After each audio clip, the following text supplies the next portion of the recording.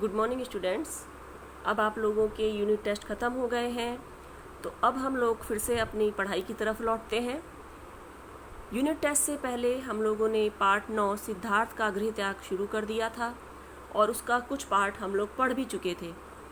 लेकिन अब क्योंकि थोड़ा सा समय हो गया है, तो इसलिए मैं एक बार शॉर्ट में रिवीज़न करा देती हूँ, जिससे आप लोगों ने जो पहले पढ़ा था वो आप लोगों को याद आ जाए। और बहुत से लोगों ने तो वीडियो देखा भी नहीं है, तो उन्हें तो पता भी नहीं होगा कि इस पार्ट में क्या हो गया है। तो अगर वो ये वीडियो देखते हैं तो एटलीस्ट उन्हें शुरू से पार्ट समझ में आ जाए। तो इस पार्ट में हमने ये पढ़ा था कि सिद्धार्थ, जो कि एक राजकुमार थे, उनकी माता का नाम महामाया था और इनके पिता का नाम शुद्धोधन था, जो आगे चल के भगवान बुद्ध के रूप में जाने गए, महात्मा बुद्ध के रूप में जाने गए। तो उनके बुद्ध बनने से पहले के जीवन काल का इसमें उनकी घटनाओं का वर्णन किया गया है कि किस तरह से वे अपना गृह त्याग करके चले गए और उन्होंने बुद्धत्व की प्राप्ति की। उनके जीवन में कुछ प्रश्न थे कि बुढ़ापा क्यों आता है, रोग क्यों आता है, मृत्यु क्यों हो जाती है। ये सारे प्रश्न उनको परेशान करते थे। उनको हर समय ऐसा लगता था कि ये क्यों होता है, इससे हम लोग कैसे छुटकारा पा सकते हैं। और इन्हीं प्रश्नों को जानने के लिए उन्होंने अपने घर का त्याग कर दिया था और कड़ी तपस्या की थी, और उसके बाद उन्हें इन सारे प्रश्नों का ज्ञान के सारे प्रश्नों का उत्तर प्राप्त हो गया था और उन्हें बुद्धत्व की प्राप्ति हुई थी। तो शुरू में हम लोगों ने देखा था कि जो सिद्धार्थ थे वे सोच में डूबे हुए हैं और उनकी पत्नी यशोधरा उनको आके कहती है कि चलिए वसंतोत्सव का समय है और हमें वहाँ जाना है। तो वे यशोधरा से भी यही बात कहते हैं कि ये सब क्यों है। आज मैंने किसी की अर्थी जाते हुए देखी, तो क्या जीवनदायी यानी कि जो जीवन देने वाला ये जो मौसम है, जीवन देने वाली ये जो ऋतु है, यानी कि वसंत में जीवनदायी इसको क्यों बोला है? क्योंकि इसी ऋतु में नए नए पत्ते आते हैं, फूल खिलते हैं, चारों तरफ सुंदरता होती है। तो एक तरह से ये जीवन देने वाली ऋतु है। तो इस ऋतु में भला कोई कैसे मर सकता है? तो यशोधरा उनको समझाती है कि महाराज, जैसे जीवन धर्म है वैसे मृत्यु भी धर्म है। जब जीवन है तो मृत्यु भी आनी ही है। ये एक शाश्वत सत्य है कि जो व्यक्ति पैदा हुआ है उसे मरना ही है। तो सिद्धार्थ कहते हैं कि यूँ कहो कि शरीर है इसलिए रोग है, बुढ़ापा है, मृत्यु है, जीवन भर दुख ही दुख। यशोधरा, किंतु यह तो मुझे स्वीकार नहीं।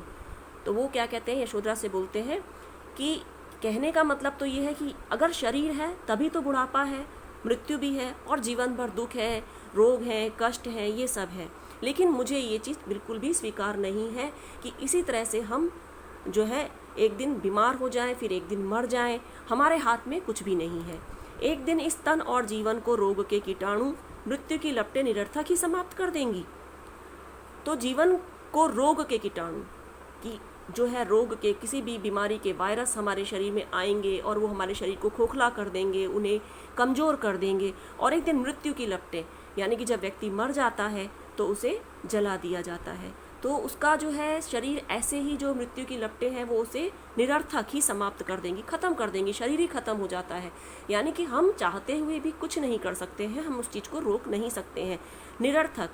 निरर्थक का क्या अर्थ होता है? जिसका कोई अर्थ ना हो। आप लोग पेंसिल लेकर बैठिए और साथ में आप सब कुछ नोट करते जाइए, क्योंकि जब एग्ज़ाम में कहीं से भी अगर कोई वर्ड बीच में से पूछ लिया जाता है तो तुरंत ये बात उठने लगती है कि मैम ये तो आउट ऑफ सिलेबस है। आउट ऑफ सिलेबस कुछ भी नहीं होता है। बुक में समझाई हुई ही कुछ बातें होती हैं जो कि शायद आप लोगों ने ध्यान से नहीं सुनी होती हैं। एक एक वर्ड को आप ध्यान से सुनेंगे, नोट करते रहेंगे तो आपको कुछ भी आउट ऑफ सिलेबस नज़र नहीं आएगा। निरर्थक का मतलब होता है जिसका कोई अर्थ ना हो, और इसका विलोम होता है सार्थक। निरर्थक ही समाप्त कर देंगी। समाप्त का मतलब खत्म कर देना। नहीं यशोधरा, सो नहीं होने का। तो कहते हैं नहीं यशोधरा, ऐसा नहीं होने वाला, ऐसा नहीं होने दूंगा मैं, मुझे ये चीज़ नहीं स्वीकार्य है।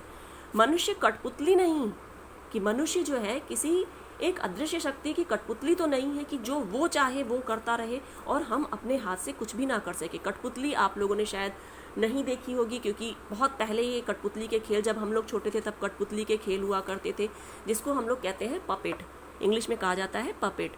जिसमें क्या होता है कि कठपुतली के हाथ पैर, उसकी गर्दन, सब कुछ एक धागे से बंधी होती है, अलग अलग धागों से बंधी होती है, और जो कठपुतली का खेल दिखाने वाला व्यक्ति होता है वो उसको धागों को खींच खींच के जो है उसको कंट्रोल करता है। तो वो जैसा कठपुतली का खेल दिखाने वाला व्यक्ति जैसा चाहता है वैसे ही कठपुतली हाथ हिलाएगी, अपनी गर्दन हिलाएगी, सिर हिलाएगी, इस तरह से करेगी। तो उनका कहना है कि मनुष्य कोई कठपुतली नहीं है कि जैसा ईश्वर चाहे या जैसा एक अदृश्य शक्ति चाहे वैसा ही वो उसको नचाता रहे और मनुष्य कुछ भी ना कर सके। तो ये मुझे मंजूर नहीं है। इस क्रम नियम से परे क्या है? तो वो जानना चाहते हैं कि इस क्रम नियम यानी कि पैदा होना, फिर बीमार होना, फिर अंतिम समय में अपने शरीर को व्यर्थ में ही जो है नष्ट कर देना, इस नियम से क्या अलग कुछ भी नहीं है? परे का अर्थ होता है उससे अलग हटकर, कुछ भी नहीं है। क्या है उससे अलग हटकर? यशोधरा, प्रभु इतना अधिक नहीं सोचना चाहिए।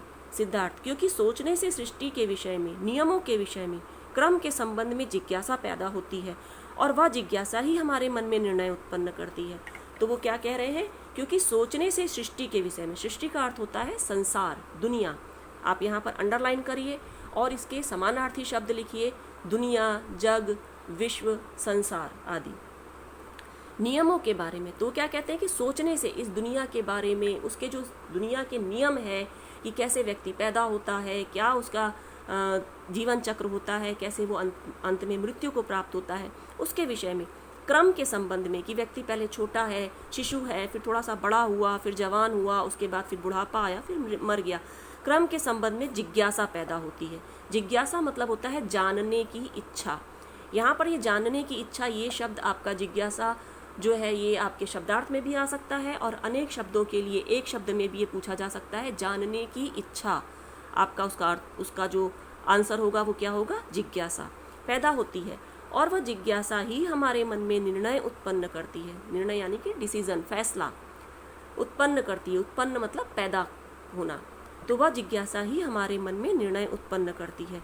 यशोधरा पूछती है कैसा निर्णय? अब देखिए यहाँ पर जो ये सेंटेंस आया है कि और वह जिज्ञासा ही हमारे मन में निर्णय उत्पन्न करती है, ये एक तरह से बेस तैयार हो गया है जो आगे चल के उन्होंने अपने घर का त्याग कर दिया था ये सारे प्रश्नों का उत्तर जानने के लिए। तो वो क्या कह रहे हैं कि यह जिज्ञासा ही हमारे मन में निर्णय उत्पन्न करती है कि कुछ डिसीजन, कि हमको इन प्रश्नों का उत्तर जानने के लिए क्या करना चाहिए। यशोधरा, कैसा निर्णय आर्यपुत्र? वो कहती कैसा निर्णय, क्या निर्णय आप लेना चाहते हैं? सिद्धार्थ हंसते हुए, अभी निर्णय का समय नहीं आया देवी, चिंता न करो। वो कहते हैं कि नहीं, अभी मैंने ऐसा कोई डिसीजन नहीं लिया है, आप कोई चिंता मत करो। चलो आज वसंतोत्सव है, क्षण को सत्य सिद्ध करना चाहिए। क्षण को सिद्ध, क्षण मतलब पल, सत्य मतलब सच। सत्य का पर्यायवाची हम सच लिख सकते हैं और इसका विलोम जो होगा वो होगा असत्य। क्षण को सत्य सिद्ध करना चाहिए, इसका अर्थ होगा, इस सेंटेंस का अर्थ है कि हमको वर्तमान में, प्रेजेंट में जीना चाहिए। अभी जो प्रेजेंट है हमको उसी को देखना है। सब कुछ कर्तव्य है यहाँ यशोधरा। यहाँ पर जो कुछ भी हम काम कर रहे हैं वो हमारी ड्यूटी है, हमको वो करना ही है। कि अगर हम राजकाज का काम देख रहे हैं, अपने परिवार का काम देख रहे हैं, तो ये सब कुछ हमारे एक ड्यूटी है, हमको उसे पूरा करना ही होता है। मंत्रीवर नीचे है द्वितीय दृश्य। कुछ समय बाद सवेरे की बेला है। देखिए यहाँ पर बेला जो है, इस बेला शब्द के दो अर्थ होते हैं। आप लोगों ने पढ़ा होगा कि कुछ शब्द ऐसे होते हैं जिनके दो अर्थ होते हैं, जिन्हें हम अनेकार्थी शब्द कहते हैं। जैसे कि पर का मतलब लेकिन भी होता है और पर का अर्थ पंख भी होता है, और पर का मतलब ऊपर भी होता है। इसी तरह से उत्तर का एक अर्थ दिशा भी होता है और उत्तर का एक अर्थ जो हम प्रश्न का उत्तर देते हैं, जवाब देते हैं, वो भी होता है।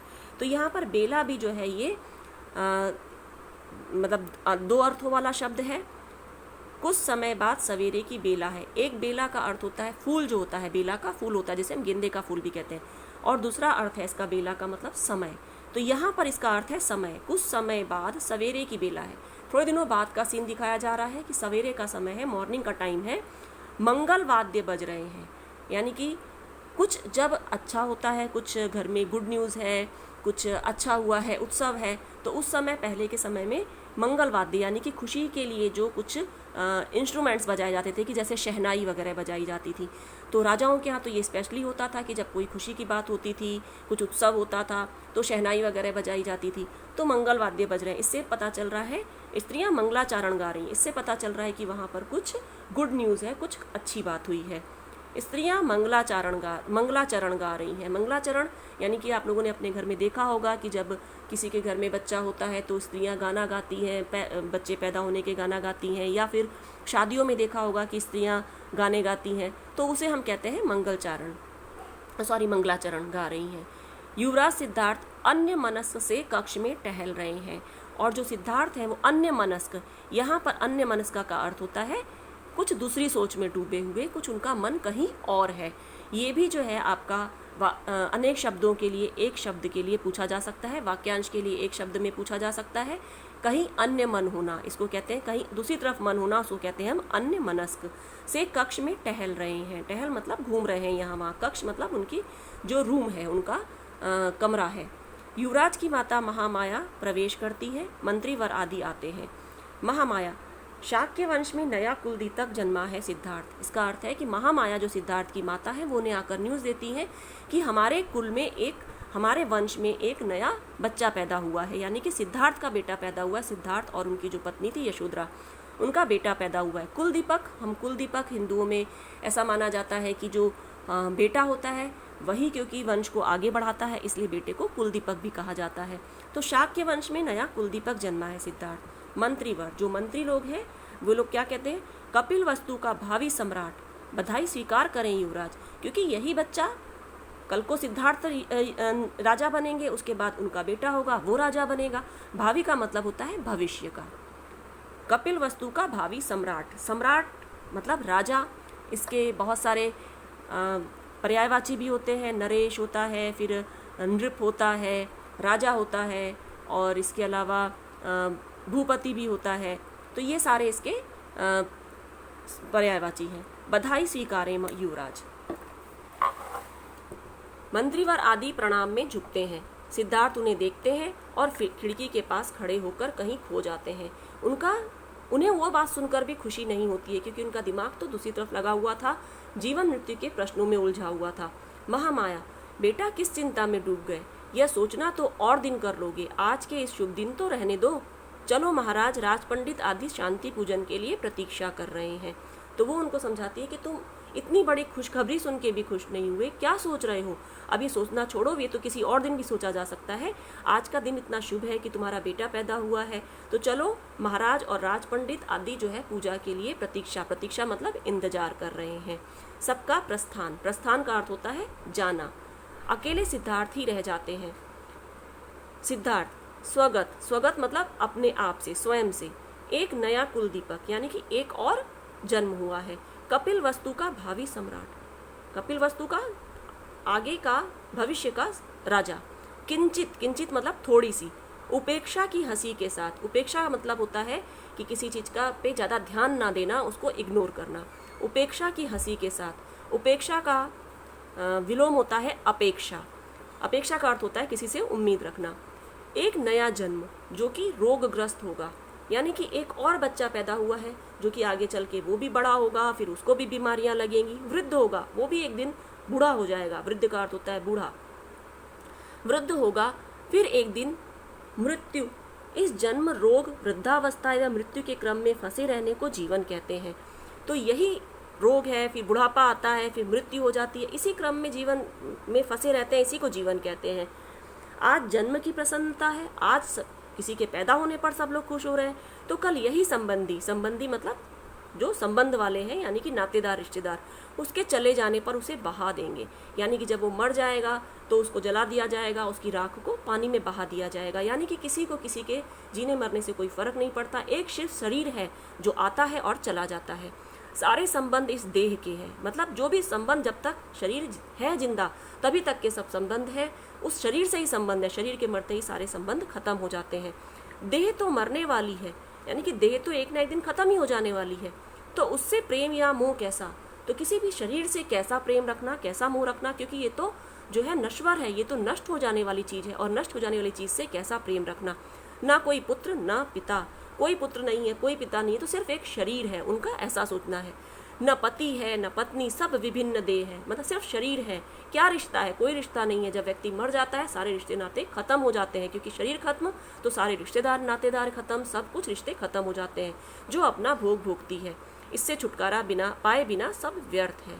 ठीक है, तो आज आपने यहाँ का तक का चैप्टर देख लिया है। अगला चैप्टर हम बाकी का चैप्टर हम अगले वीडियो में देखेंगे।